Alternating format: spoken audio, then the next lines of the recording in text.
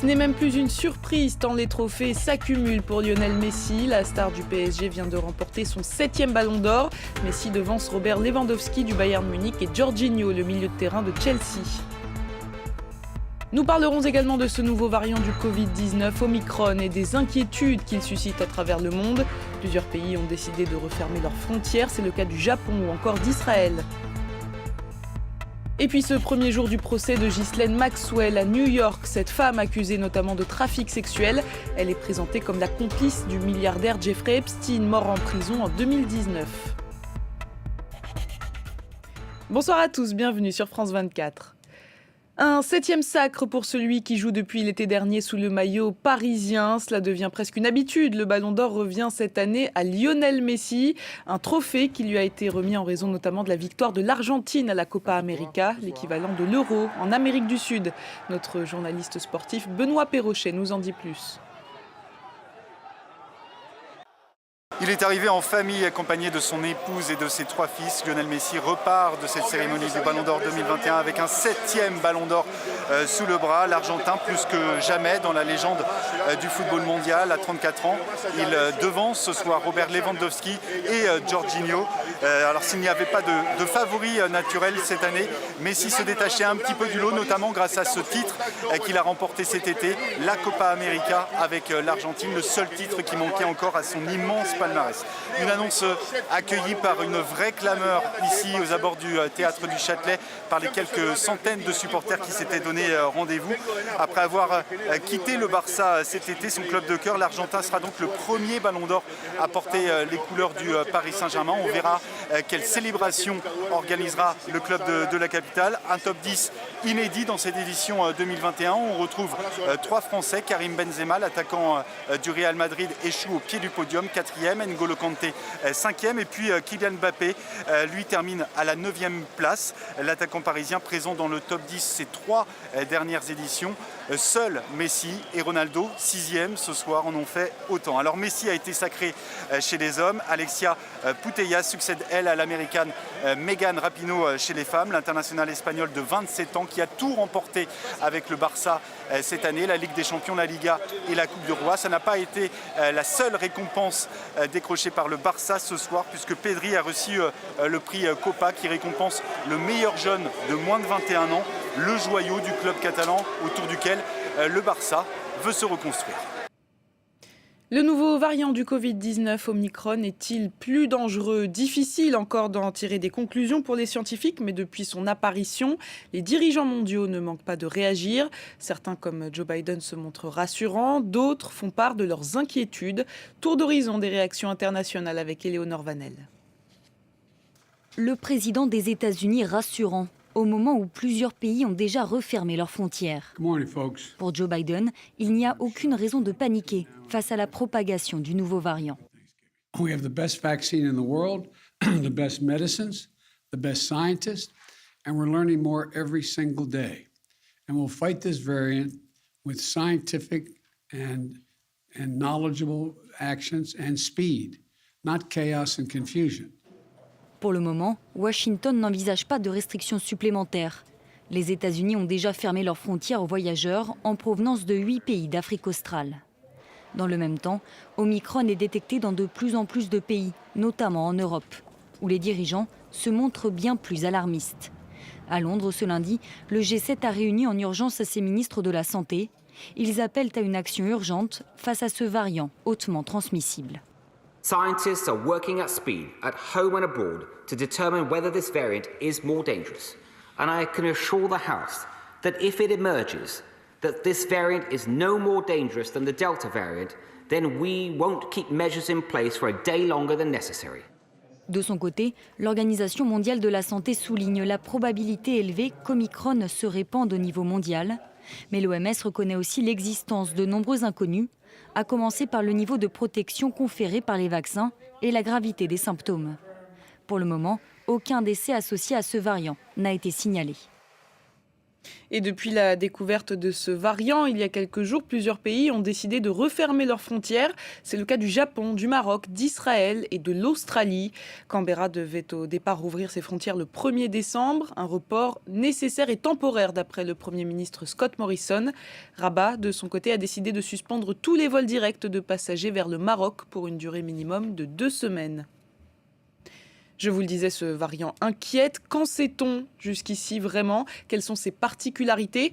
Élément de réponse avec Olivier Fessol et Florent Rodeau. Il n'est connu que depuis 4 jours à peine, mais il terrifie déjà le monde entier. Le nouveau variant du Covid-19 Omicron représente un risque très élevé selon l'Organisation mondiale de la santé. Mais son directeur a tenu à rappeler que les études scientifiques sur le sujet ne sont qu'à leur début. Nous ne savons pas encore si le variant Omicron se transmet plus ou s'il cause des formes plus graves de la maladie, ni s'il y a un risque qu'il résiste au vaccin.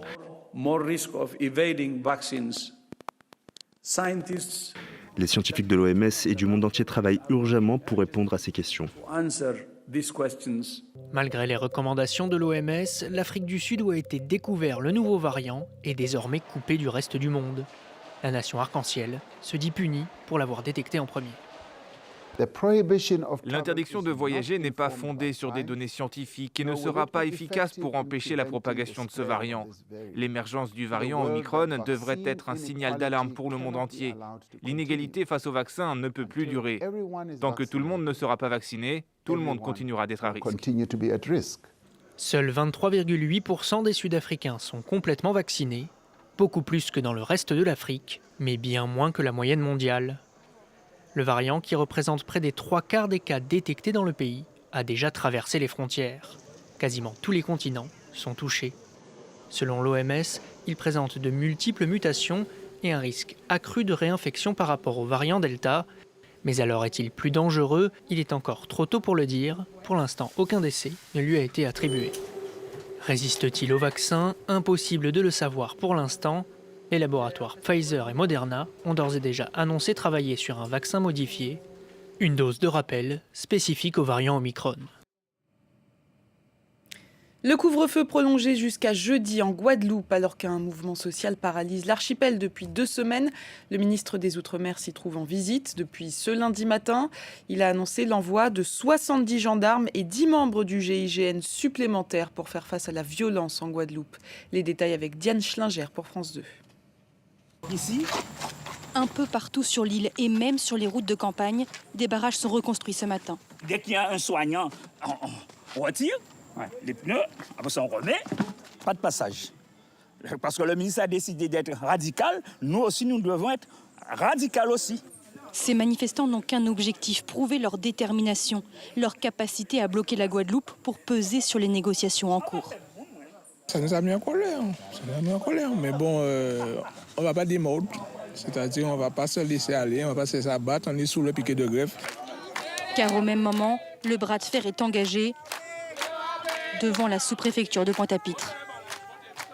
Nous pas assiser et nous gagnons 10 c'est ça. Attendez comment. Avec près d'1 heure de retard, 4 représentants syndicaux finissent par entrer dans le bâtiment. Ce qu'ils crient, allez leur dire qu'on en a marre de parler. L'entrevue dure 10 minutes à peine, le temps d'un dialogue de sourds. On a déposé à nouveau notre plateforme de revendication avec les points prioritaires qui sont effectivement l'arrêt des suspensions des salariés. Si réellement, il y a une intention de négocier, nous sommes là et nous attendons. À l'intérieur, Sébastien Lecornu surveille la situation d'une fenêtre. Devant notre caméra, il se montre inflexible. Des gens qui veulent pas condamner des violences, des tentatives d'assassinat contre des policiers et des gendarmes et qui estiment que c'est l'État qui est à la source de ces violences, par définition, ça n'aide pas à avoir une conversation qui soit claire.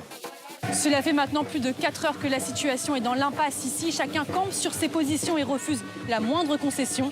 La suite du programme de Sébastien Lecornu aux Petites Antilles est pour l'instant très incertaine. 1 milliard de doses de vaccins anti-Covid, c'est ce que la Chine a promis aujourd'hui au continent africain dans le cadre du forum de coopération sino-africaine à Dakar. Le président chinois Xi Jinping n'a pas fait le déplacement en raison de la pandémie. En visioconférence, il a annoncé des dizaines de projets en Afrique dans les domaines de la santé, du numérique ou encore de la sécurité. Direction le Niger où le bilan a été revu à la hausse après les violences survenues samedi à Terra dans l'ouest du pays. Un convoi de l'armée française avait été pris à partie alors qu'il faisait route vers Gao au Mali. 3 personnes ont été tuées, 18 autres ont été blessées. Une enquête a été ouverte. Les détails avec Laurent Berstécher. Dans la nuit de vendredi à samedi, un convoi militaire français est bloqué par des centaines de manifestants à Terra, dans l'ouest du Niger. Opposés à la présence française dans la région, ces derniers tentent d'empêcher l'avancée des camions, malgré les sommations de l'armée. S'ils ne s'écartent pas, on va devoir utiliser la force. Après une courte accalmie, les tensions reprennent dans l'après-midi et le face-à-face devient de plus en plus violent. Certains manifestants lancent des pierres en direction du convoi, d'autres tentent même de s'emparer des camions. Alors que la situation menace de dégénérer, les militaires français ripostent à coups de gaz lacrymogène et de tirs de sommation. Mais ils affirment ne pas avoir visé de civils. On a fait face à une situation qui était vraiment inattendue. On parle de manifestation au début. Moi, j'ai vraiment l'impression d'avoir fait face à des scènes de guérilla urbaine. Il n'y a pas eu d'utilisation d'armes contre la foule. Les affrontements ont fait au moins 3 morts et une dizaine de blessés. Malgré les démentis de l'armée, de nombreux habitants accusent les forces françaises d'en être responsables. On a vu un avion survoler le village et c'est à ce moment que les tirs ont commencé. Tout le monde dit que ce sont les Français qui ont tiré. Ce nouvel incident survient alors que la présence militaire française au Sahel est de plus en plus critiquée, notamment au Niger, au Mali et au Burkina Faso. Après 5 mois de suspension, les négociations sur le nucléaire iranien ont repris. Étaient présentes les délégations de l'Union européenne, de l'Iran et de la Russie. Cette réunion s'est tenue sans les États-Unis puisque Téhéran refuse de négocier directement avec Washington. Le président français Emmanuel Macron a encore appelé l'Iran à s'engager de façon constructive dans les négociations et à revenir sans délai au respect de l'accord. Aux États-Unis, à New York, l'ouverture du procès de Ghislaine Maxwell ce lundi. Elle encourt la prison à vie pour avoir, durant des années, préparé de jeunes filles pour son ex-compagnon Jeffrey Epstein. Le milliardaire qui était accusé de nombreux crimes sexuels s'est suicidé en prison il y a 2 ans. Les détails avec Éléonore Vanel. Elle est l'une des victimes présumées de Jeffrey Epstein et de Ghislaine Maxwell. Sarah Ransom arrive au tribunal fédéral de New York pour assister au procès très attendu de celle qu'il aurait recrutée alors qu'elle était encore mineure pour avoir des relations sexuelles avec Jeffrey Epstein. D'autres plaignantes ont choisi de rester anonymes mais attendent beaucoup de ce jugement, comme l'explique l'avocate de l'une d'entre elles. Ma cliente qui connaissait Ghislaine Maxwell dit qu'il n'y aurait pas eu de Jeffrey Epstein sans Ghislaine Maxwell, qu'ils étaient partenaires dans tous les domaines. Elle dit que Ghislaine est comme une dealeuse qui a fourni à Jeffrey Epstein sa drogue, à savoir des filles mineures. Ghislaine Maxwell est en effet soupçonnée d'avoir joué le rôle de rabatteuse en recrutant entre 1994 et 2014 des jeunes filles mineures exploitées sexuellement par Jeffrey Epstein. Elle aurait aussi parfois participé aux sévices.